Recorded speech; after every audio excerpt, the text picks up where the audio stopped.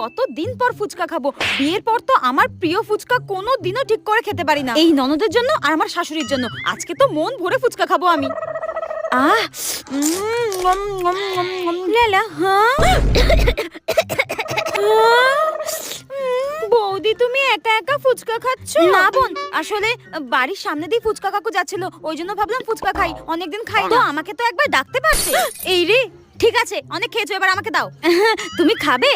ঠিক আছে নাও, আমার জন্য কিন্তু কয়েকটা রেখো, একা একা সব খেয়ে নিও না। নাও। ये ফুচকা মুঝে দে দে ঠাকুর।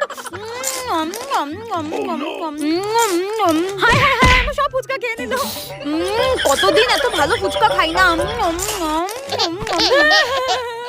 কি রাক্ষসী আমার ফুচকা। এত ভালো ফুচকা যে কতদিন খাইনি। সব ফুচকা খেয়ে নিল। তোর কালকে পাতলা পায়খানা হবে, রাক্ষসী ডাইনি পেতনি, তুই মরবি।